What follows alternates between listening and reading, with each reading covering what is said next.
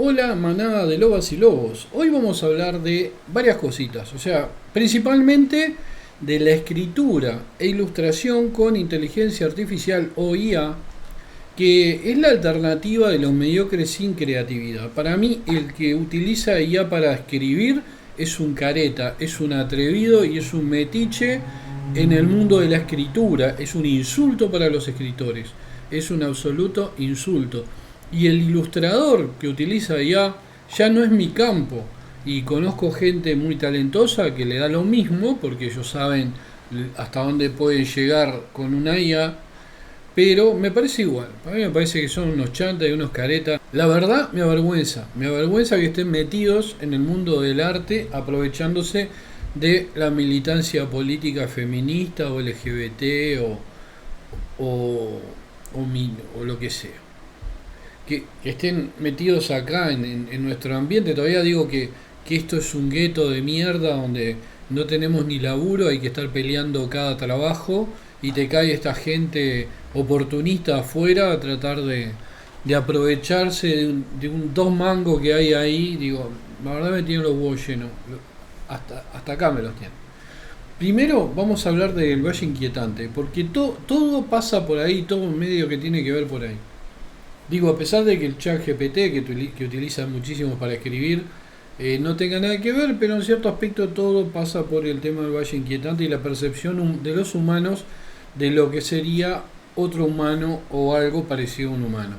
La respuesta emocional hipotética de los sujetos se compara con el antropomorfismo de un robot, siguiendo las declaraciones de Masahiro Mori, que fue el primero en que más o menos empezó a hablar de este tema, y a partir de él empezaron a filosofar o a hablar psicólogos, antropólogos culturales, psiquiatras, etc. El Valle Inquietante es la región de respuesta emocional negativa hacia los robots que parecen casi humanos. No solo hacia los robots, hacia cualquier cosa que parezca casi humana. Pero bueno, el movimiento amplifica la respuesta emocional. O sea, si la máquina se mueve, o sea, ustedes pueden tener una cara que parece casi humana, pero si empieza a tener movimientos, el Valle Inquietante se hace mucho más profundo. O sea, el rechazo de un ser humano hacia esa máquina se vuelve aún más visceral. En estética, el Valle Inquietante es la relación hipotética entre el grado de semejanza de un objeto con un ser humano y la respuesta emocional al objeto. El concepto sugiere que los objetos humanoides que se parecen imperfectamente a los seres humanos reales provocan sentimientos extraños o extrañamente familiares de inquietud y repulsión en los observadores. Valle, la parte valle, denota una caída, ¿no?, en la afinidad del observador humano por la réplica, una relación que de otro modo aumenta con la semejanza humana de la réplica. O sea, cuando la semejanza de una máquina es más, se aproxima más a lo humano, más se profundiza ese valle. Existen ejemplos del fenómeno entre la robótica, las animaciones por computadora en 3D y las muñecas realistas. La creciente prevalencia de tecnologías, por ejemplo, realidad virtual, realidad aumentada y animación por computadora fotorrealista, ha propagado discusiones y citas del valle. Tal conversación ha mejorado la verosimilitud de la construcción. La hipótesis del Valle Inquietante predice que una entidad que parece casi humana correrá el riesgo de provocar sentimientos fríos y espeluznantes en los espectadores. Hay un montón de ejemplos que los voy a hablar más adelante. Digo, esto es una serie de anotaciones que he hecho para terminar concluyendo con el tema de la CIA, que es muy poquito lo que voy a hablar de la CIA y de la gente que las utiliza, de los sujetos y sujetas y sujetes que la utilizan. El profesor de robótica, Masahiro Mori, que es el que identifica esto primero, ¿no? Bueno, válgame la redundancia, identificó por primera vez el concepto en 1970 a partir de su libro titulado Bukimi no Tani, que quiere decir no uso bikini, no, expresándolo como Bukimi no Tani Hensho o fenómeno del Valle Inquietante. O sea, surge de su libro la frase, ¿no? Bukimi no Tani se tradujo literalmente como Valle Inquietante en el libro de 1978, Robots Fact, Fiction and Prediction, escrito por Yassia Reichardt. Esta traducción creó un vínculo involuntario del concepto con la teoría psicoanalítica de Ernst Henge, concepto de lo siniestro, establecido en su ensayo de 1906 sobre la psicología de lo siniestro, que luego fue criticado y ampliado en el ensayo de 1919 de Sigmund Freud, lo siniestro. O sea, lo simplificó. El otro era concepto de lo siniestro, y Sigmund Freud hizo, vamos a sacar concepto de lo siniestro. Freud era un tipo muy sintético. Bueno, hipótesis. No era tan sintético. La hipótesis original de Mori establece que a medida que la apariencia de un robot se vuelve más humana, la respuesta emocional de algunos observadores hacia el robot se vuelve cada vez más positiva y empática, hasta que llega a un punto más allá del cual la respuesta se convierte rápidamente en una fuerte repulsión. ¿No vieron ustedes alguna vez que está lleno de tipos que como no tienen una vida sexual o afectiva real, se compran una muñeca y se casan y todo con la muñeca? ¿Vieron esa muñeca que tiene la boca así, preparada para recibir determinado tipo de cosas repulsivas? Bueno, si las miran bien son como desagradables. Cuando más se parecen a una mujer humana, más uno siente el rechazo. No estos pobres individuos que se la compran, se casan, viven con ella y tienen hijos que los compran en una casa de plástico en la esquina. Pero sí provoca justamente una repulsión por el tema de que sabemos que no es una persona, que sabemos que eso que está ahí y está siendo usado como un depósito de lo que le sobran a determinado tipo de personas que no se deberían reproducir, y la naturaleza los vuelve locos para que agarren una muñeca y tengan hijos. Eso es un chiste, porque a esta altura uno tiene que explicarlo, ¿no? Porque si no vienen y lo denuncian los tipos que tienen muñecas infladas. La asociación de hombres y mujeres casados con muñecos inflables. Sin embargo, a medida que la apariencia del robot continúa volviéndose menos distinguible de un ser humano, la respuesta emocional se vuelve positiva una vez más y se acerca a los niveles de empatía de humano a humano. O sea, uno de repente, si el robot es un tipo robot y el robot le cae más agradable que un androide que se parece a un humano. O sea, eso es el tema del valle inquietante. O sea, uno puede tener más empatía con una máquina que no trata de suplantarlo que con una máquina que podría suplantarnos.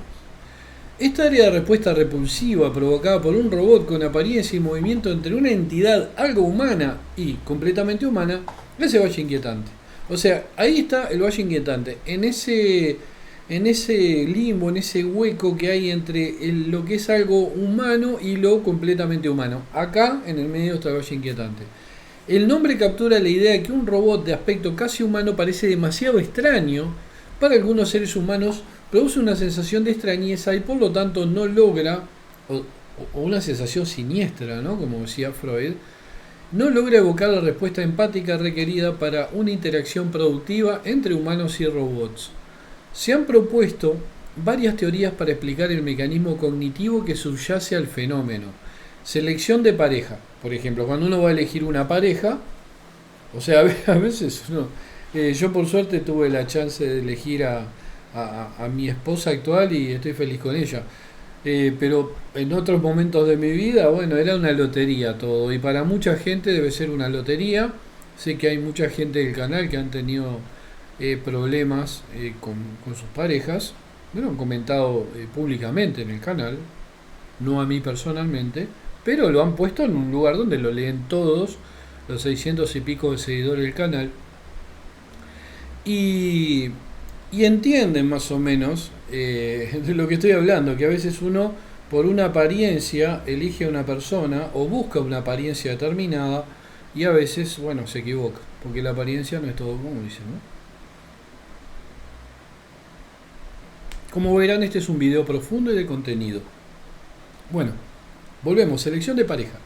Las evaluaciones automáticas de estímulos extraños, impulsadas por estímulos, por otro tipo de estímulos, provocan aversión al activar un mecanismo cognitivo evolucionado para evitar seleccionar parejas con baja fertilidad, mala salud hormonal o sistemas inmunológicos ineficaces basados en características visibles de la cara y el cuerpo que son predictivas de esos rasgos. O sea, el 99% no se dan cuenta y agarran. Por eso está tan mal el mundo y por eso muchas parejas son tan infelices y por eso se engañan tanto y por eso los hombres se van a bailar por... Las mujeres se van a bailar por un lado y los hombres se van a tomar cerveza por otro. Pero cuando desde los dos lados hay felicidad en estar juntos, digo, yo qué sé, lo otro es una cuestión del constructo social. Dentro de todo yo soy un tipo chapado a la antigua, que tengo terminado tipo concepciones de la pareja y del universo, y por ejemplo antes de estar con mi esposa, de otra vida anterior, yo hacía mi vida y las otras personas hacían su vida porque no me interesaba. Eso es la cosa clarísima. Si no te interesa la otra persona, la dejas que haga lo que quiera para que te deje hacer a vos lo que querés. Eso es 2 más 2. Bueno, prominencia de la mortalidad.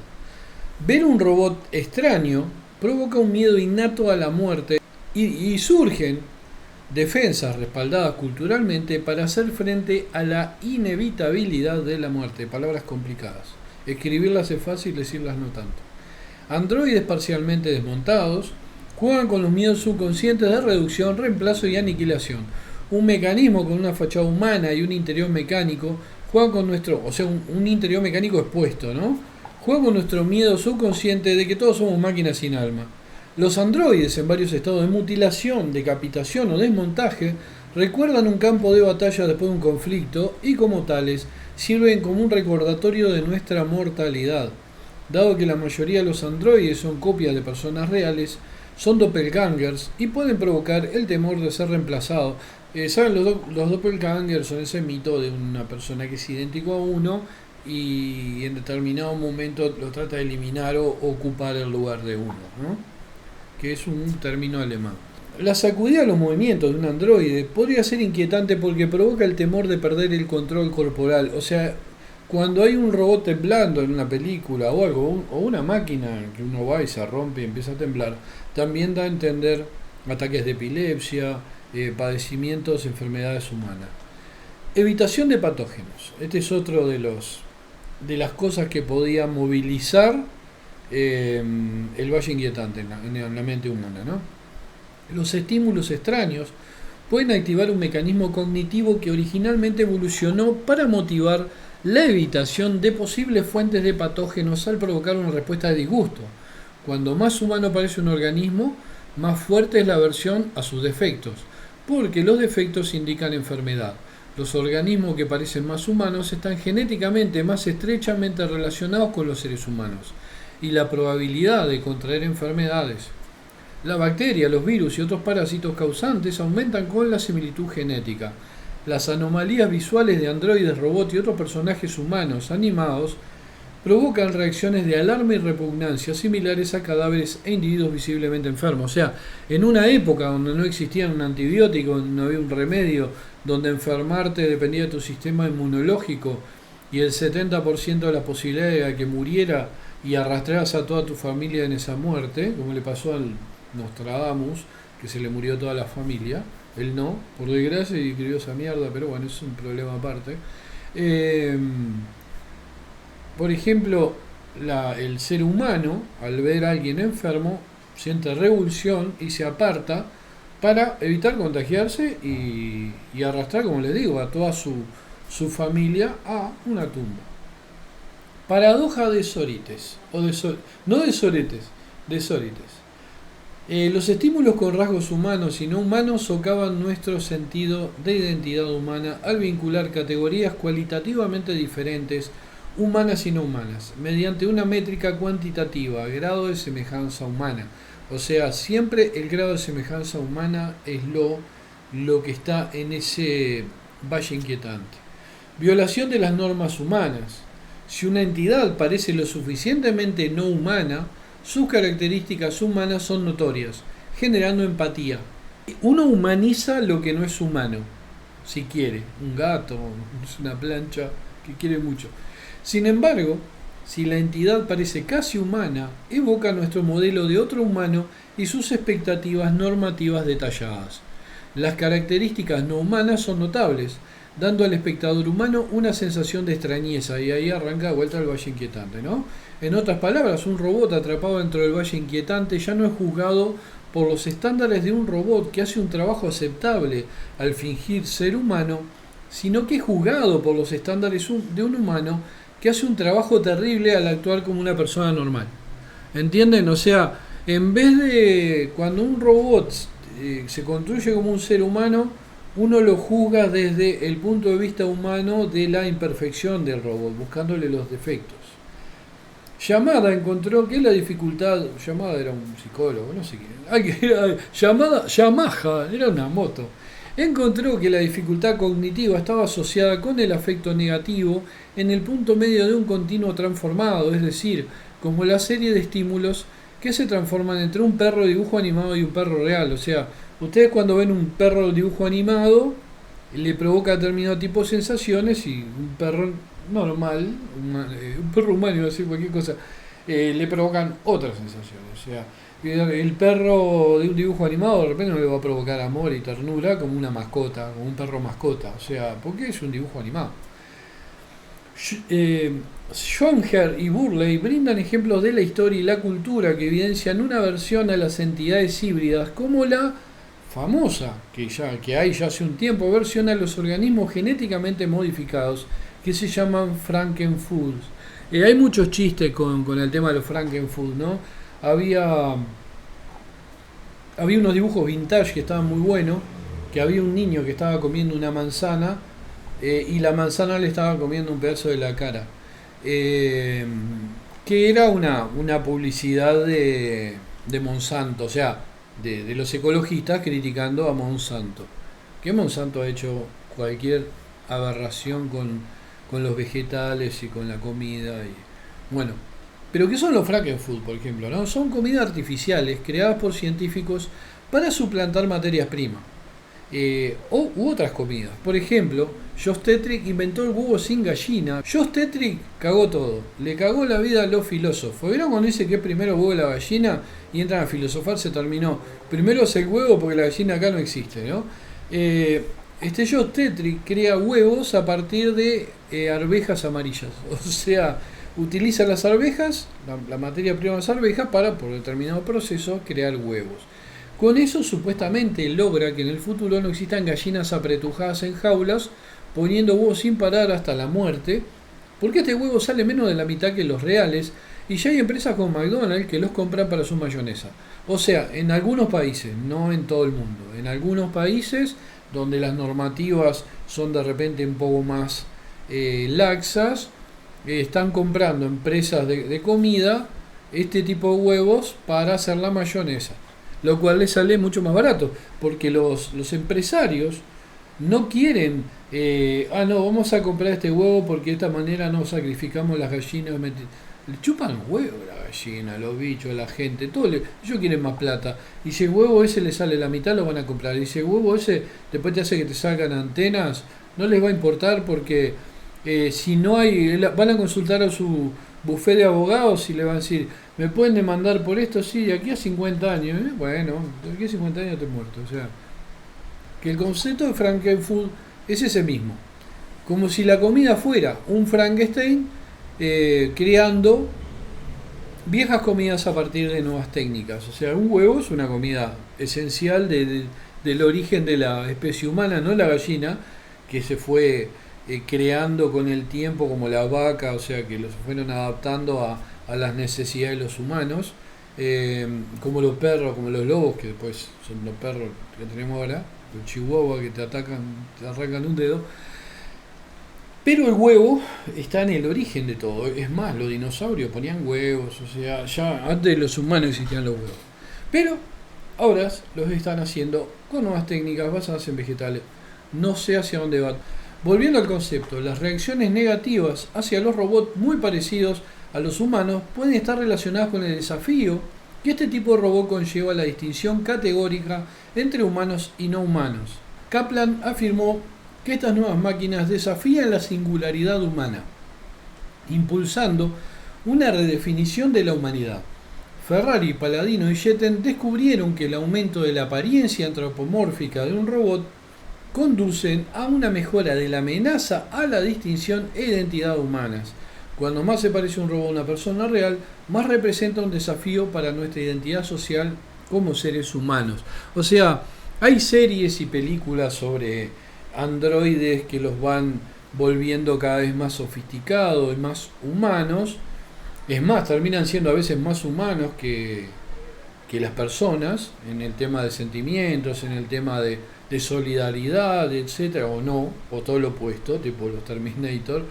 Pero había una serie rusa que se llamaba algo como Más que Humano, una cosa así, no me acuerdo, que estaba muy bueno, que era de una androide que la habían fabricado en Rusia con componentes chinos, pero creo que tenía elementos de androide de combate, y la ponen a cuidar una niña, o sea, bueno, el caso más cercano que tenemos es Megan, o sea, una tipa completamente fría y distante a la cual se muere su hermana y su cuñado y le dejan a la hija a cargo, la pone eh, a cargo, o sea, vuelta, otra vez válgame la redundancia, de una androide que la construyó medio a la apurada con un plazo determinado.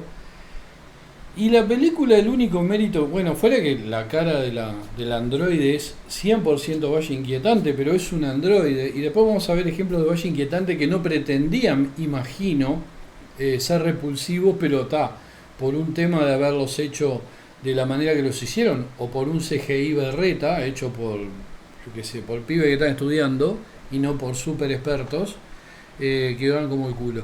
Pero en el caso de Megan, Megan es un androide. Entonces Megan debe producir esa sensación de valle inquietante en las personas.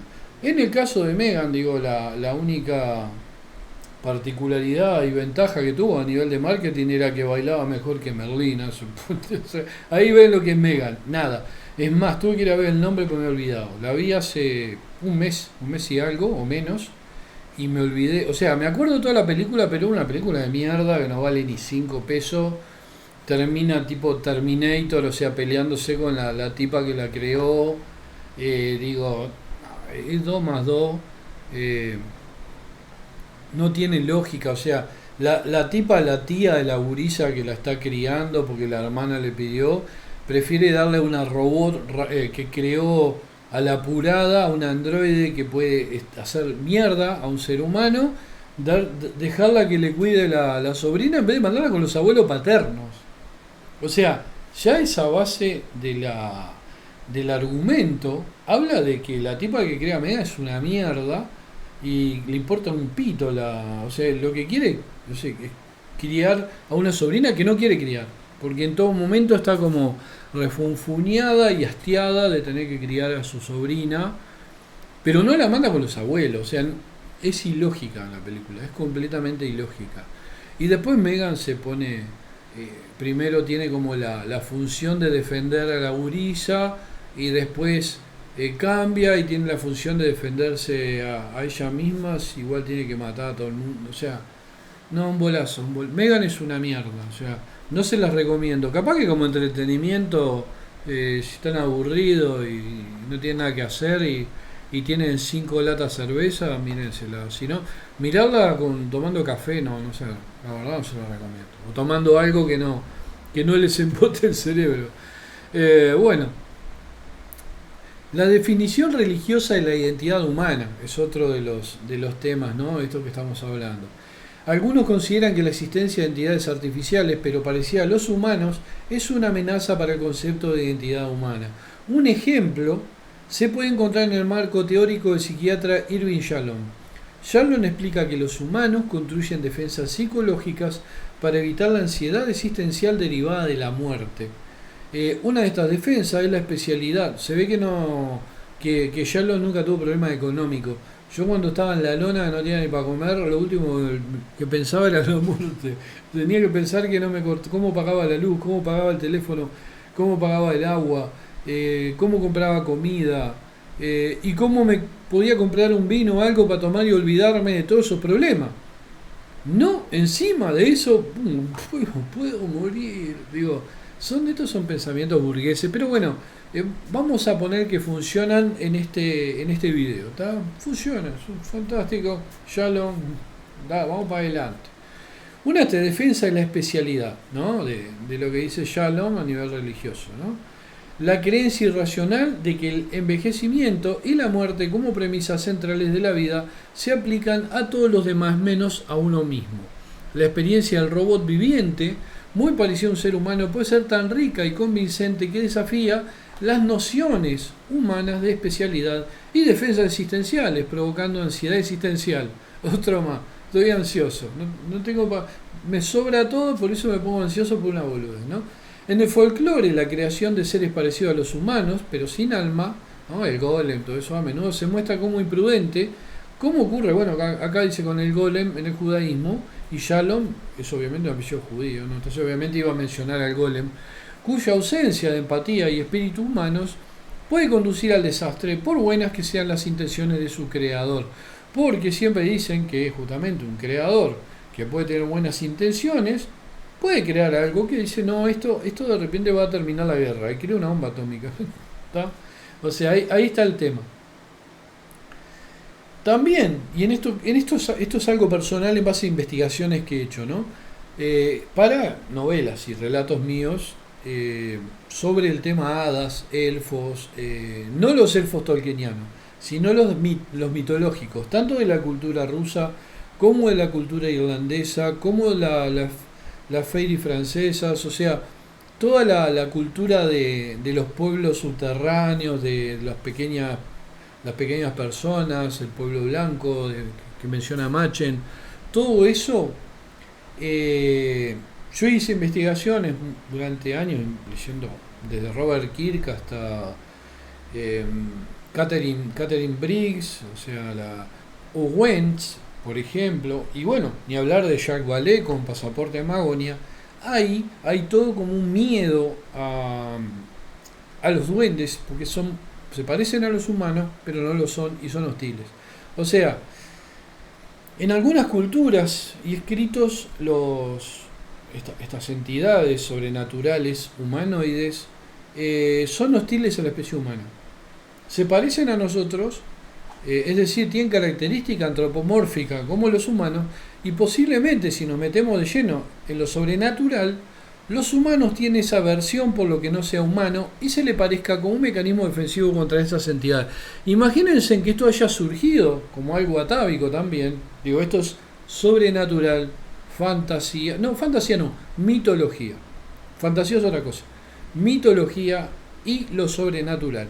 Imagínense en que los humanos se enfrentaban en los bosques y en las montañas y en lugares remotos a estas entidades.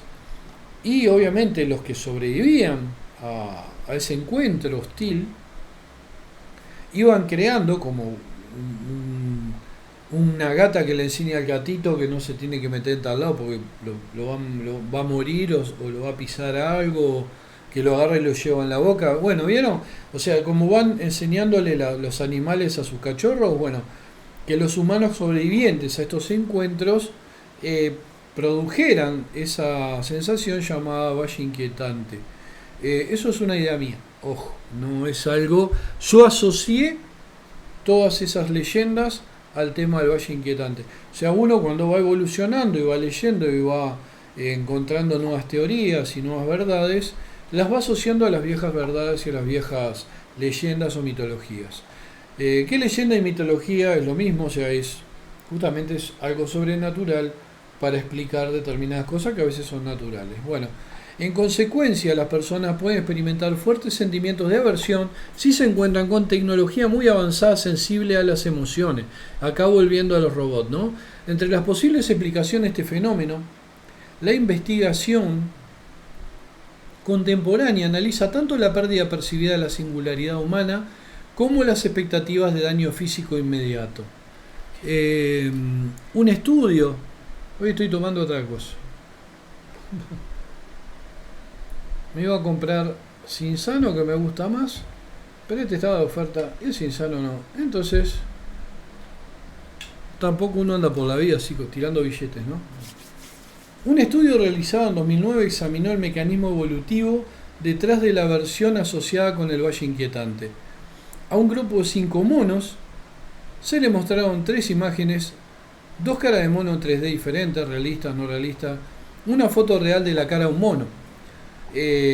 No piensen en determinados conocidos de ustedes o cantantes de reggaetón. La mirada de los monos se usó como indicador de preferencia o aversión. Dado que la cara de mono en 3D realista se miró menos que la foto real o la cara de mono en 3D poco realista, esto se interpretó como una indicación de que los monos participantes encontraron aversión a la cara en 3D realista o prefirieron las otras 2 imágenes. Como cabría esperar con el Valle Inquietante, más realismo puede conducir a reacciones menos positivas, y este estudio demostró que ni los procesos cognitivos específicos de los humanos ni la cultura humana explican el Valle Inquietante. Tampoco los monos quisieron explicar nada, se dedicaron a cagar en la mano y comerse la caca, y concluyeron el experimento transformándose en famosos cantantes de reggaetón. A partir de 2011, los investigadores de la Universidad de California, San Diego y el Instituto de Telecomunicaciones y Tecnología de la Información de California estaban midiendo las activaciones del cerebro humano relacionadas con el Valle Inquietante.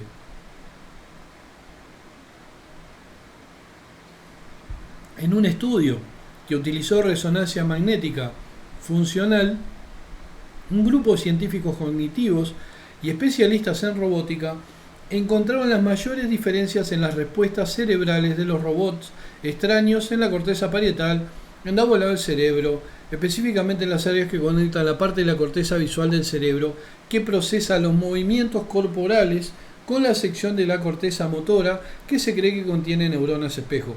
Los investigadores dicen que vieron en esencia evidencia de desajuste o conflicto de percepción. El cerebro se iluminó cuando la apariencia humana del androide y su movimiento robótico no calcularon bien. Aise Pignard-Saijin, profesora asistente del USCD, afirmó que el cerebro no parece sintonizado selectivamente ni con la apariencia biológica ni con el movimiento biológico per se. Lo que parece estar haciendo es buscar que se cumplan sus expectativas, apariencia y movimiento, o sea, ser congruente. Por eso lo que busca la mente humana en un robot de apariencia humana, es una congruencia en esa máquina que intenta parecer humana. Todavía no estamos en un estado tan avanzado de tecnología para que las máquinas puedan imitar a la perfección a un ser humano. En nada, ni en una IA, nada. O sea, por ahora, nada, por suerte. La verdad, espero que paren, espero que nos sigan más allá, porque si no, ya tenemos un montón de novelas de ciencia ficción, pero un montón avisando lo que se puede venir si nosotros creamos máquinas que puedan procesar los datos, ser más inteligentes que nosotros, evolucionar más rápido. O sea, somos boletas, vamos a ser el Neandertal y ellos serán el Homo sapiens. Bueno, se han propuesto una serie de principios de diseño para evitar el Valle Inquietante. Los elementos de diseño deben coincidir con el realismo humano. Un robot puede parecer extraño cuando se mezclan elementos humanos y no humanos. Por ejemplo, se ha descubierto que tanto un robot con voz sintética como un ser humano con voz humana son menos espeluznantes que un robot con voz humana o un ser humano con voz sintética. Para que un robot dé una impresión más positiva, su grado de realismo humano en apariencia también debe coincidir con su grado de realismo humano en comportamiento. Si un personaje animado parece más humano que su movimiento, da una impresión negativa. Los estudios de neuroimagen humana también indican que la apariencia y la cinemática de movimiento coincidentes son importantes. O sea, el tema es reducir el conflicto y la incertidumbre, haciendo coincidir la apariencia, el comportamiento y la capacidad. O sea, el ser humano es muy crítico, inconscientemente, con ese tipo de tema, ¿no? Vamos a saltarnos un montón de cosas acá que yo escribí, porque, por ejemplo, estaban hablando también de que el Valle Inquietante puede ser generacional, ¿no? O sea, que las generaciones más jóvenes, más acostumbradas a CGI, robot y demás, pueden tener menos probabilidades de verse afectadas por este problema hipotético. O sea, eso pasa siempre. O sea, yo cuando estaba trabajando en la unidad coronaria móvil, que yo tenía 24 cuando empecé a trabajar ahí, 23, 24 años. Entonces, recién estaban empezando las PS, que eran las Personal System, ni siquiera todavía existía la PC. la PS que valían $10.000. Y ahí había equipos Texas 990 y con terminales, creo que eran 911, que eran esos monitores verdes enormes con una pantallita así, pero tú no armatoste. Y después tenían un teclado que era alto así, o sea, yo trabajaba ingresando datos. Yo entré sin ser operador de sistema ni saber nada de computadora, porque no había, o sea, estaban solo en grandes empresas había, porque eran sistemas que valían cientos de miles de dólares. Y ahí aprendí enseguida, pero las viejas que estaban en la empresa, hacía 20, 25 años, nunca pudieron aprender a usar las computadoras. Entonces digo, vamos a hacer, siempre van a existir el tema de que las generaciones jóvenes van a ser más compatibles con los cambios tecnológicos y quizás con el tema este de los robots. Quizás por eso las empresas de como Disney apuntan a las generaciones jóvenes para vender la basura al CGI. O sea, están desesperados, tienen tanta mierda para vender atrás, tanto clavo que tratan de convencerlo de chicos, bueno, esas cosas peores, pero no se puede hablar tampoco porque una de mis cancelaciones fue sobre ese tema. Bueno, efectos similares. Si el valle inquietante es el resultado de procesos cognitivos generales, debería haber evidencia en la historia evolutiva de los artefactos culturales. Un efecto similar al valle inquietante fue observado por Charles Darwin en 1839. Por ejemplo, él encuentra una serpiente que se llamaba Trigonocephalus, que decía, él dice, la expresión del rostro de la serpiente, cuando escribió el viaje del Beagle, ¿no? Era horrible y feroz. La pupila consistía en una hendidura vertical, en un iris moteado y cobrizo. Las mandíbulas eran anchas en la base y la nariz terminaba en una proyección triangular. No creo haber visto nada más feo, excepto quizás alguno de los murciélagos vampiros. Me imagino que este aspecto repulsivo se origina en que los rasgos se colocan en posiciones entre sí algo proporcionales al rostro humano y así obtenemos una escala de fealdad. O sea, Darwin ahí menciona que hay una serpiente que como tiene los rasgos de una manera que se pueden comparar con la escala humana, él la ve como algo espantoso. Por eso, porque la puedo asociar con la escala humana. Por ejemplo, cuando nosotros vemos películas de hombres lobo, de cosas así, cuando más se parecen a humanos, más repulsivos son. Yo me acuerdo que cuando era chico, a mí me impresionaban más los hombres lobos que tenían facciones humanoides que los que eran más parecidos a un lobo. O los hombres lobos que tenían una cabeza de lobo, pero el cuerpo era humanoide, tipo como el de Aullidos o el de American Werewolf in London. O sea, siempre cuando tienen un rasgo humano provoca mucho más miedo que si fueran un lobo normal que te ataca y te va a matar igual, te va a comer igual, pero es un animal que uno ya sabe hasta dónde puede llegar. Pero cuando ese animal está mezclado con un humano, el horror que provoca es infinitamente mayor. Por ejemplo, un efecto similar de valle inquietante podría aparecer cuando los humanos comiencen a modificarse a sí mismos, y acá vamos a la ciencia ficción también, bueno, y a la especulación científica, ¿no? Con mejoras transhumanas cuyo objetivo es mejorar las habilidades del cuerpo humano más allá de lo que normalmente lo haría. O sea, yo estoy en contra del transhumanismo en este nivel. Me parece que un transhumanismo para mejorar el cuerpo solo por un tema cosmético para ser más poderosos es obsceno y antinatural. Mientras que el transhumanismo, en el caso de una persona que pierde una pierna, que pierde un ojo, o sea, y necesita suplantar ese miembro perdido, o que tiene un problema de ceguera y tienen que ponerle un chip, en ese caso estoy completamente de acuerdo de que la tecnología permita que esas personas tengan las mismas características que un ser humano normal.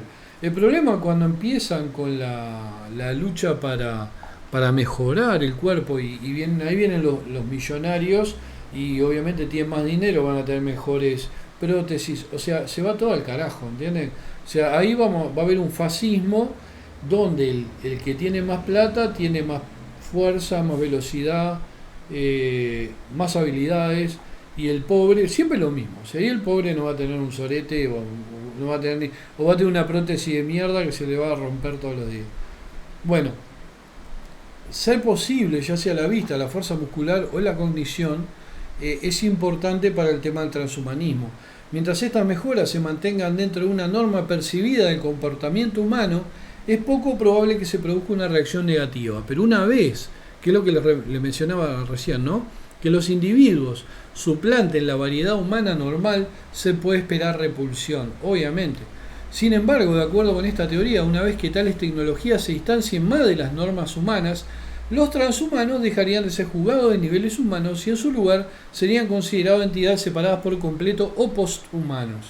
O sea, es posible también, ¿no?, una evolución humana. Bueno, supuestamente en 2001 el monolito, famoso, el monolito negro, era una entidad infinitamente poderosa, sabia y milenaria que había transportado su mente dentro de ese monolito prácticamente inmortal para una raza que justamente estaban haciendo evolucionar a otras razas, bla bla bla, para llevarlos a su nivel, etcétera.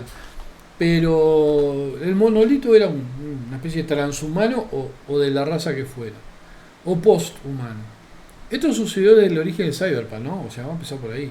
Hoy en juegos como Cyberpunk 2077 o más atrás en el tiempo en la serie Deus Ex, esto pasa. O sea, uno se va perfeccionando, tiene que ir consiguiendo créditos o monedas o lo que sea para ir comprando prótesis cada vez mejores y obviamente uno va teniendo mucho mejor rendimiento en el juego, ¿no? Y avanza más rápido, no lo matan tan fácil, etcétera. En los efectos visuales obviamente existe el Valle Inquietante, pero obviamente es una de las cosas donde más existe, más que en los robots, porque las películas con efectos visuales las ve en todos lados, mientras que un robot tiene que ir a un lugar donde estén esos robots, lo cual no es algo que sea común en este momento. Los críticos, por ejemplo, han descrito que varias películas que utilizan imágenes generadas por computadora para mostrar personajes dan una sensación de repulsión o espeluznante, como resultado que los personajes parecen demasiado realistas. Los ejemplos incluyen lo siguiente, ¿no? Según el especialista en robótica Darío Floreano, el personaje el bebé Billy en el innovador cortometraje animado Teen Toy de Pixar del 88, que es desagradable, está muy exagerado los gestos del bebé, es una especie de monstruo, o sea, provocó reacciones negativas en la audiencia, lo que primero llevó a la industria cinematográfica a tomarlo en serio el tema del concepto del Valle Inquietante. No se replantearon mucho, pero bueno, lo tomaron en serio el tema de que debían mejorar cosas para no provocar la repulsión. Miren que a veces dicen que por ejemplo, ese dibujo, que era un corto que lo ponían adelante de los... Yo me acuerdo, lo vi en el cine, que así, ¿dónde hay una botella de alcohol? No había, había pop y coca. Yo lo vi, quedé pasmado. Lo primero que pensé es en que no se podían exagerar las cosas, más que era un bebé, ¿entienden? Era un bebé, si hubiera sido un tipo grande, no importa, era un bebé. Se agarraron a un bebé y lo transformaron en una especie de cosa en 3D que era grotesco. Entonces, lo que uno siente por los bebés, esa especie de protección natural, atávica, y que le pongan ese monstruo, digo, la verdad que Pixar con eso, pero creo que lo que les decía es que el morbo hizo que fuera tan famoso, porque la gente es morbosa. Bueno, por ejemplo, en el 2001 hay una película muy emblemática porque fue una de las precursoras de ser una película en 3D, completamente en 3D y con un 3D que subía todos los estándares hasta el momento, que fue Final Fantasy The Spirit Within, ¿no?, que es el primer largometraje fotorrealista animado por computadora. Lo que provocó fue reacciones negativas de algunos espectadores debido a sus representaciones visuales casi realistas pero imperfectas de personajes humanos. O sea, se notaba algo mecánico, o sea, estaban exagerados. Por ejemplo, la protagonista, que era muy linda, estaba hecha con mucho cariño, el diseño, era como demasiado linda, demasiado agradable, demasiado perfecta, ¿entienden? Entonces ahí estaba el problema que tenía, o sea, que se le fue un poco la mano, o sea, con buscar la perfección. Bueno, el crítico de The Guardian, Peter Bradshaw, afirmó que si bien la animación de la película es brillante, los rostros humanos solemnemente realistas se ven estridentemente falsos, porque están casi allí, pero no del todo. El crítico de Rolling Stone, Peter Travers, escribió sobre la película. Al principio es divertido ver a los personajes, pero luego notas una frialdad en los ojos, una cualidad mecánica en los movimientos. Que uno de los defectos que tienen la mayoría de las películas en 3D, tipo estos Resident Evil, es que se mueven, frenan y hacen...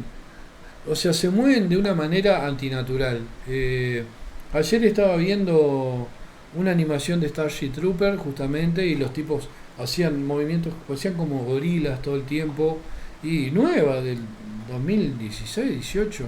Y después también, bueno, Resident Evil, las animaciones que han hecho son horribles, espeluznantes. Hay un par que terribles. Bueno, varios críticos de la película animada 2004 de Polar Express calificaron su animación como inquietante. Me pareció exactamente igual. Me parecían, los niños estaban chocantes.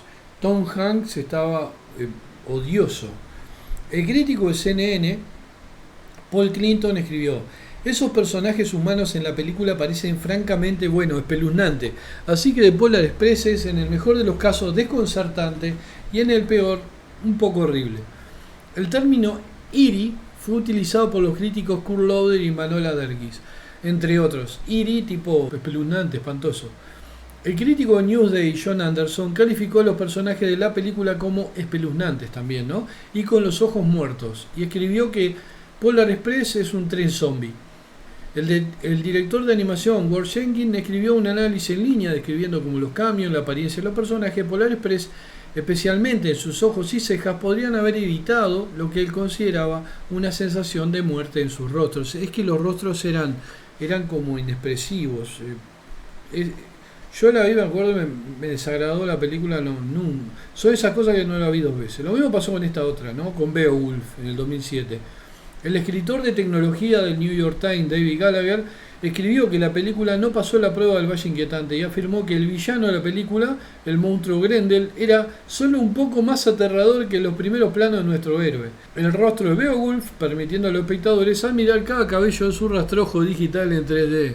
Algunos críticos de la película animada 2009, a Christmas Carol, lo mismo pasó a mí también con Beowulf, también con esta, criticaron su animación como espeluznante. John Mayer, de New York Daily, dijo sobre la película: la captura de movimiento no favorece a los coprotagonistas Gary Oldman, Colin Firth y Robin Wright Penn, ya que, como en Polar Express, los ojos animados nunca parecen enfocarse. Mary Elizabeth Williams, de Salon.com, escribió sobre la película: en el centro de la acción está Jim Carrey, o al menos una versión de Jim Carrey con los ojos muertos y forma de muñeco. La película animada 2011, Martin's Mom, o sea, Marte necesita mamás, fue ampliamente criticada por ser espeluznante y antinatural debido a su estilo de animación. Sí, a mí me pareció exactamente, todo me pareció más o menos igual. Por eso lo agregué. Había un montón de críticas a más cosas, pero obviamente yo fui sacando de diferentes medios como Variety y de otros lugares, de otras páginas, este tipo de datos. Justamente lo que dicen de que Martin Monk fue producida por la productora Robert Zemeckis y Mage Mover, que anteriormente había producido The Polar Express, Beowulf y a Christmas Carol. Ergo, esa productora está dirigida por robot que viene del futuro a asesinar a Sarah Connor. O sea, hacen todo igual. Todo es... había una película que se llamaba Mujeres Amazonas en la Luna, que estaban los negros sin ritmo o los negros sin alma, que les llaman Black Without Soul, que eran justamente... Había un negro que cantaba canciones de blanco con buzos de lana tejidos. Había un fiolo que tenía una camioneta familiar. Y había dos negros, un matrimonio de negros que votaban a los republicanos. O sea, esos eran los famosos negros sin alma. Y aparecía Don King, incluso está... Se las recomiendo, Mujeres Amazonas en la Luna. Es un disparate. Hoy en esa película hay varias cosas que no se podrían hacer. O no las harían directamente, o las atacarían las plañideras. Bueno, los críticos tenían opiniones encontradas con respecto a la película animada de 2011, Las Aventuras de Tintín. Es decir, otra película que la vi una vez y me chocó. Yo estaba acostumbrado a los dibujos de Hergé. O sea, los dibujos de Tintín, yo aparte leía los cómics de Tintín de chico, y después había una animación que daban en Cartoon cuando yo tenía ya 20 y largos años, que a mí me divertía. Yo miraba mucho dibujo antes. Después de Velma ya no miro nunca más un puto dibujo. Pero para mí Tintín estaba como es Spielberg. Spielberg ya está muerto, ¿entienden? Es un tipo que no tiene corazón. Entonces todo lo que él hace, obviamente, no tiene corazón. Tintín no tenía corazón. Era como grotesca. O sea, la animación era como excesivamente realista, pero trataban de todo lo que en los cómics estaba como humorístico y exagerado de gusto, porque era un cómic ilustrado, aquí era como que fallaban, carecía de eso, o sea, carecía de la gracia del cómic. Por ejemplo, algunos dijeron que el Valle Inquietante no se aplicaba en Tintín porque había superado la hiperrealidad, bla bla. Para mí era todo Valle Inquietante. Lo mismo pasó en el 2020 con Sonic the Hedgehog, que justamente la utilizan para que Disney le dicen, ustedes tienen que aprender Disney de Sonic, que cuando sacan el tráiler, el personaje era demasiado humano y les provocó revulsión a todos los fans de Sonic. Entonces, ¿qué hicieron? Pararon la rotativa, entonces rehicieron el personaje, lo hicieron más parecido al personaje del juego y ahí anduvo bien, ahí tuvo éxito. Pero justamente escucharon los que lo hacían la opinión de los fans, algo que no hace nadie, ni Prime, ni Netflix, ni Disney, ni HBO. Múltiples comentaristas citaron al personaje CGI mitad humano, mitad gato en la película Cats de 2019 como un ejemplo del efecto de Valle Inquietante. Primero después del lanzamiento del tráiler de la película y luego después es horrible. Cats son espeluznantes. Es la película, la única película así que aborrezco de Idris Elba. O sea, los gatos están grotescos, son chocantes, provocan una sensación de ajenidad pero desagradable. Bueno, ya llegando más acá, ¿no? She-Hulk. La apariencia del personaje es de criticada, que es Valle Inquietante 100%, o sea, es horrible. La cara de la tipa es un muñeco. Lo mismo está pasando con la campanita, el Peter Pan integral, este nuevo, y Wendy, ¿no? Donde el personaje, la ex rubia, hada de gran personalidad y que era muy histérica y le metía el peso a Peter Pan, se transforma en un extraño gnomo africano de las leyendas más tenebrosas de los Bantúes. Es el gnomo africano que te agarra y te acecha y te lleva al mundo de puto nunca jamás. Actores virtuales, una práctica cada vez más común. Espantoso, ¿no? Hasta ahora. Es presentar actores virtuales en la película, imágenes CGI. Creo que Keanu Reeves se puso en contra de esto, para que no lo generaran. Que está muy bien en Cyberpunk porque es un juego. Obviamente no lo van a poner el tipo así parado en el medio del juego. La recreación de él para el juego de Cyberpunk 2077 está muy bien.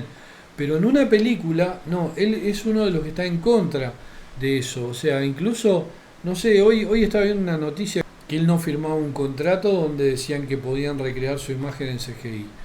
Por ejemplo, se usa cuando hay que hacer un personaje mayor o menor o falleció y lo quieren incluir. A veces se crea un actor virtual con la participación del actor original que puede contribuir con una captura de movimiento, audio, etcétera, mientras que otras veces el actor no tiene participación, y esto es lo peor, ¿no? Los críticos a menudo han criticado el uso de actores virtuales por su efecto de valle inquietante, diciendo que agrega una sensación espeluznante a la película. Ejemplos de actores virtuales que han recibido tales críticas incluyen réplica de Jeff Bridges en Tron Legacy, lo cual yo ahí medio que lo acepté porque a mí Tron Legacy me encantó, era todo neón, es un disparate, la película está bárbara, para mí es una película icónica y está buenísima y le dieron como en bolsa. Lo que sí también es que Jeff Bridges, el que está dentro del mundo virtual de Tron, personaje que recrea la cara de Jeff Bridges, es una representación dentro de la propia obra del creador que es Jeff Bridges, o sea, del actor, ¿no? Del personaje. Entonces digo, ahí yo le digo, para mí está bien. Pero bueno, después sí, lo que está horrible es Peter Cushing y Carrie Fisher en Rogue One. Rogue One para mí me pareció una mierda, es la peor película de Star Wars que existe. Es el fanservice para los imbéciles recién llegados, los paracaidistas que llegaron a Star Wars y que se creen ahora que son unos cracks, que se saben todo Star Wars, que saben... Digo, yo Star Wars la vi el estreno de la primera película, la vi en Cinesensa. Yo tenía 15. O sea, y después vienen todos estos y me vienen a decir, no, pero ya me he peleado en Twitter, al final los he bloqueado y no he seguido una discusión con idiotas diciéndome que Rogue One es la mejor película. Para mí es una mierda. Es el tumor que tiene... Bueno, ya lo que vino después, todo esto, Obi-Wan, digo, toda esta mugre, la verdad que ya está... episodio 1, 2 y 3 me parece una basura, pero Rogue One es algo que está no tiene nada que ver con Star Wars. Hay tipo Shaolin, tipo, hay un robot cowboy, o sea, que está afanado de una película de acá a los 70. O sea, no, es una mía, es una reverenda mierda. Y bueno, la cara de Carrie Fisher es un muñeco plástico que te provoca malestar estomacal, lo mismo que el pobre Peter Cushing que ya había muerto. Bueno, también la cara que está horrible, si la vieron, es de Will Smith en Gemini Man. Cuando hacen un Will Smith más joven, que es supuestamente un clon, es horrible. El CGI es espantoso, siempre está como... Parece que está con seco vientre, o sea, es espantoso. Yo creo que el que le pegó el cachetazo a Chris Rock no fue Will Smith, sino la réplica del CGI de Gemini Man. El uso de actores virtuales contrasta con el envejecimiento digital, que puede implicar simplemente eliminar las arrugas de los rostros de los actores. Esta práctica generalmente no ha enfrentado críticas extrañas hasta ahí. Una excepción es la película de Irishman, la del 2019. Robert De Niro, Pacino y Pesci fueron envejecidos para tratar de hacerlos lucir hasta 50 años más jóvenes. Y un crítico escribió que el cuerpo encorvado y rígido de los actores, el lenguaje contrastaba marcadamente con su apariencia facial, mientras que otro escribió que cuando el personaje de Niro tenía 30 años parecía tener 50. O sea, está muy mal hecho.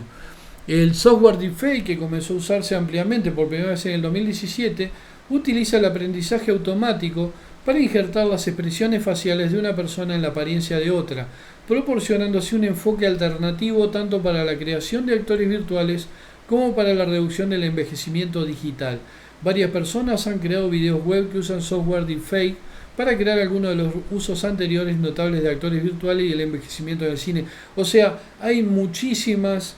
el 90% de los maquillajes de envejecimiento están mal hechos. En la última Matrix, que la hizo uno de los Wachowski, el otro salió corriendo, envejecen a la mujer o ex de Will Smith y la cara parece hecha de plasticina, o sea, es un mamarracho. El maquillaje es un mamarracho. Creo que se llama Jada Pinkett Smith, no sé. Las IA como herramientas tramposas de la creación. El ser humano se diferencia del resto de los animales de la Tierra por una característica, y acá llegamos al final, ¿no?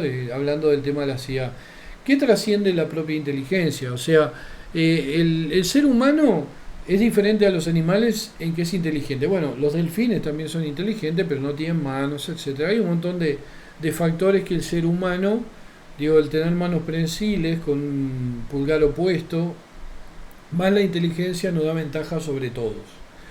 Pero tenemos una ventaja más que nadie toma en cuenta o no quiere tomar en cuenta, que es la capacidad de crear arte. La escritura, la pintura, la música son características intrínsecas de los seres humanos. No hay ningún animal, no hay nada que pueda hacer estas cosas. Y es por eso que herramientas como Midjourney, lo mismo que ustedes dicen, bueno, la danza. Hay pájaros que hacen una danza ritual. O sea, la danza artística que hacen los seres humanos no lo hace ningún animal tampoco. O sea, el arte diferencia al humano de los animales, incluso más que la ciencia. Es mucho más difícil de replicar el arte que la ciencia. Y acá en este caso vamos a ver que se replica el arte mal por ahora, pero siempre con un humano atrás dando instrucciones. O sea, son herramientas, las guías son herramientas por ahora, ¿no? Herramientas como Midjourney, que para mí es detestable el software ese, y ChatGPT, que es más detestable, son amorales. O sea, primero porque introducen a gente que no tiene ninguna habilidad artística a competir con los artistas, que son los eternos ninguneados de la civilización, los asalariados, los que en muchos casos jamás pueden vivir de trabajo que más aman y que no cualquier ser humano puede hacer. Porque la creación es una habilidad de grupos pequeños, pero con las guías quieren masificarlo, ya que la mente humana de ahora, la mente moderna, según Disney, según la agenda inclusiva, la gente, los modernos, la mentalidad moderna, la mentalidad de los que se ofenden de todo, la mentalidad de los que son oprimidos, hasta por el océano, como la sirenita. O sea, eh, se está metiendo en el arte, se está metiendo en el arte y digo, no tiene capacidad para diferenciar algo artístico. A Tolkien de los Anillos de Poder no diferencian un libro. Primero no lo leerían, vamos a empezar por ahí, pero imagínense que les dicen, bueno, te damos $1.000.000 si lees el primer libro del Señor de los Anillos. Y por $1.000.000 obviamente se van a sentar y lo van a leer, pero aparte le van a decir, no, lo tenés que leer y lo tenés que explicar. Porque si no se van a hacer que lo leen, hacen así, adentro tienen una revista porno. Pero pónganle que lo leen por $1.000.000 y después lo explican más o menos lo que entendieron para dar una idea que lo leyeron. ¿Usted le parece que esta gente de mentes modernas que dice Disney y la agenda la gente de los militantes inclusivos van a diferenciar ese libro de los Anillos de Poder? No, les va a ser para ellos va a ser igual, va a ser lo mismo. No van a entender la diferencia entre uno y otro. O sea, van a entender que uno es más aburrido y les costó más, pero les dio $1.000.000 y el otro más entretenido porque se sienta así y con lo que se compra con el $1.000.000 lo pueden disfrutar. ¿Entienden? Entonces digo, algo que pelotudo escribe en ChatGPT o un dibujo de mierda que hacen con una IA como Midjourney, a toda esta masa de gente moderna, o sea, como dicen los inclusivos, los militantes, estas mentes modernas, les va a parecer que está bárbaro.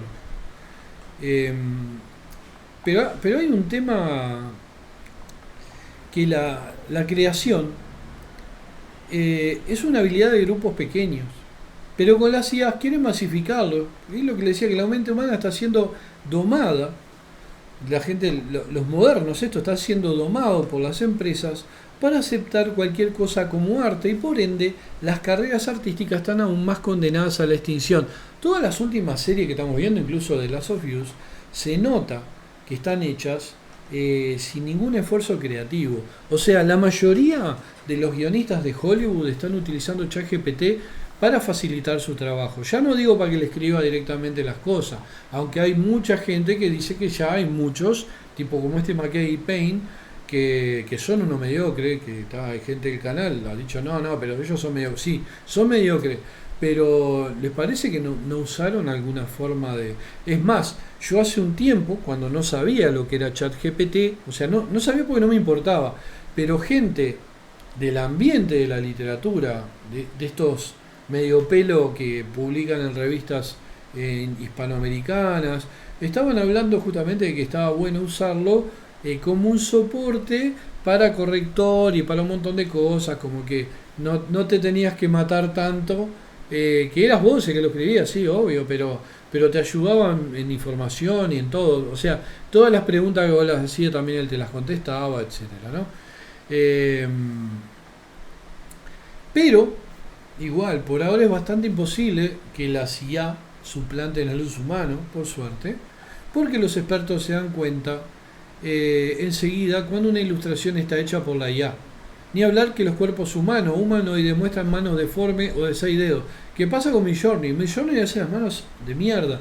Hay un payaso que tiene la cara re laburada y todo y tiene 6 dedos y la mano es como cuadrada. O sea, este tema, como todo lo relacionado con las redes neuronales, ha cobrado mucha relevancia y plantea mucha pregunta, por lo que debemos abordarlo de una vez por todas. Solo los perezosos no han intentado jugar con Midjourney, yo no me interesó.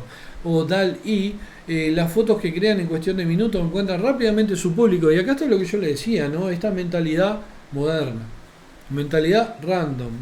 Ni que decir tiene que se están creando comunidades enteras de más de 100.000 personas para compartir sus obras generadas por la IA. Las están vendiendo. El otro día ya le digo, una idiota hizo una tapa de una revista de mierda y es una tipa que supuestamente es escritora, o para mí es una tipa que escribe, y lo que sí es un oportunista. Ahora hace todo. Mañana encuentran una IA que te ayuda a bailar y te la pones en las piernas con 2 fierros y ella baila. Respecto a este horror, los verdaderos artistas de ArtStation organizaron una huelga contra la IA pidiendo que se etiquetaran las imágenes que no hubieran sido creadas por humanos. Supuestamente ArtStation va a avisar, porque hay gente que no quiere. Yo, por ejemplo, si tuviera que comprar una tapa para mi revista, o sea, para la revista que subo Nazarena, yo no compraría una tapa hecha de Midjourney. Primero porque la podría hacer yo, y mejor que capaz que muchos de estos caretas, porque tengo mucha experiencia con ilustradores. Pero me parecería a mí moral hacerlo, y obviamente menos le pagaría o le pediría una tapa a alguien hecha así, habiendo un montón de artistas que están sin laburo y que tienen talento. O sea, Midjourney es un laboratorio de investigación independiente que desarrolla un programa de inteligencia artificial del mismo nombre que crea imágenes a partir de descripciones de texto. Las imágenes se crean utilizando un chatbot especial en Discord. La herramienta está actualmente en prueba beta abierta. Pero la IA no puede, porque obviamente estas IA se nutren de conocimiento que le va dando la gente. Entonces la empresa que está haciendo esto gratuitamente está recibiendo un montón de colaboradores pelotudos que le están dando vida para que esta puta IA mejore, ¿no? Y haga manos más parecidas a las normales.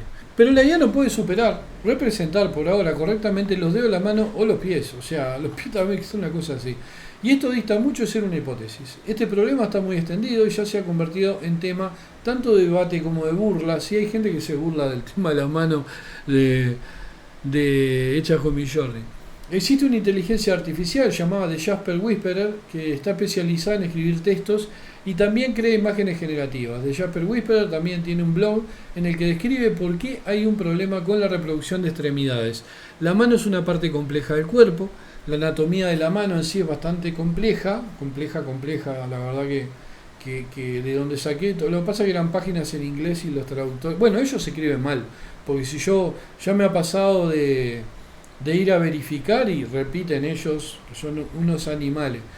Como mínimo, los dedos tienen formas y tamaños diferentes. Siempre hay que representarlos correctamente. De lo contrario, la mano tendría un aspecto poco natural. Incluso cuando las manos están en posición relajada, hay información que debe dibujarse, arrugas, pliegues en los nudillos o sombreado de las palmas. Debido a la compleja geometría, no existe un conjunto estándar de líneas o formas que la IA puede reconocer como una mano. La IA tiene que comparar muchas formas diferentes cada vez. Todas las manos son diferentes, ¿entienden? También colores, tamaños, femeninas, masculinas, niños, o sea, y al final, o sea, toda esta confusión que tiene la IA la convierte en 6 o más dedos. Además hay unos 30 puntos de diferencia geométrica en la mano humana. Por eso representar las manos es una de las tareas más difíciles del dibujo. Su geometría las convierte en objetos difíciles de ilustrar. Por eso los personajes de dibujo animados suelen dibujarse con 3 dedos y un pulgar. Es mucho más fácil y lo vemos tan a menudo que ni siquiera nos damos cuenta. Así pues, el problema de las manos no es nuevo ni está relacionado con la inteligencia artificial. Otra idea muy popular hoy en día es ChatGPT, la que les comentaba hoy. Se trata de un chatbot lanzado por OpenAI en noviembre de 2022 que se ha hecho conocido por sus respuestas detalladas y precisas en muchos campos de conocimiento, incluso en la industria informática. Por eso los programadores ya bromean con que este bot los sustituirá algún día.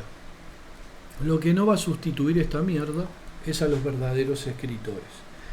Y la gente que está acostumbrada a leer a los grandes escritores no va a tolerar una basura escrita por estos don nadies, arribistas, que se creen escritores utilizando una inteligencia artificial para hacer un libro o hacer un relato o un poema, porque escriben hasta poesía, ChatGPT. Entonces, la gente como yo, que se cree escritora, porque lo hace desde que tiene uso de razón, no le tiene miedo a una herramienta como esta. Para nada. Primero, porque tampoco le tengo miedo a escritores que son mucho mejores que yo. O sea, no le voy a tener miedo a un Ligotti. Si me dicen, mirá, tenés que escribir un libro de tal cosa, también está Ligotti, y yo no tengo drama. O sea, si del otro lado no hay unos seleccionadores que vengan ya, no, vamos a dárselo a Ligotti y este otro decirle para relleno, si no hay algo así, yo entro en el juego. La gente como yo no le tiene miedo a ChatGPT. Y los grandes ilustradores y dibujantes no le tienen miedo a este software de dibujo, a Midjourney. Obviamente el problema acá no es el oportunista que agarra el Midjourney, porque puede ser alguien que experimenta, se divierta también, o el oportunista que agarra el chat GPT, que ahí ya es más complicado. Porque una cosa es divertirse haciendo un dibujo y otra cosa es escribir un cuento y mandarlo a un concurso o a una publicación. Eso es otro problema, es otra cosa. Por suerte los cuentos son bastante mecánicos y se nota, y hay alguna herramienta que también permite descubrirlos. Pero hay otras IA también que permiten descubrir si está escrito con un chat GPT. O sea, por ahora no, el chat GPT no tiene la perfección como para pasar por arriba a un escritor de verdad. Pero ahí no es el problema ese. El problema es la industria. El problema es esta industria genérica, de basura random, de una fantasía random, de un horror random, de una ciencia ficción random. O sea que lo único que les importa es pagar menos o nada por un producto y sacarle el máximo rédito posible, o ofrecerlo por agenda política inclusiva, que ahí eso le va a dar pérdida. Entonces, si le va a dar pérdida, tiene que contratar a inútiles, como pasó con McKay Payne, que me pueden decir, no, los tipos son dos inútiles, escribieron para el culo porque son malos. Sí, son malos, pero es curioso que no teniendo prácticamente experiencia se le den 1.000 millones. Para mí fueron herramientas de las productoras de Prime. Y bueno, y se habla del lavado de guita, porque no tiene sentido 1.000 millones de dólares para una cosa que parece salida de The Asylum, de Sci-Fi, La Guerra de los Hobbits. Bueno, se terminó este video larguísimo, larguísimo, pero el tema da para un montón, es un disparate. Específicamente el tema del Valle Inquietante, porque se nos viene un mundo donde vamos a depender del Valle Inquietante para darnos cuenta de si estamos adelante. Yo creo que no lo voy a llegar a ver, pero muchos de los que están en este canal, capaz que son más chicos, capaz que lo llegan a ver, de darse cuenta que si lo que está adelante es una persona o es una máquina o una IA. Da su idea.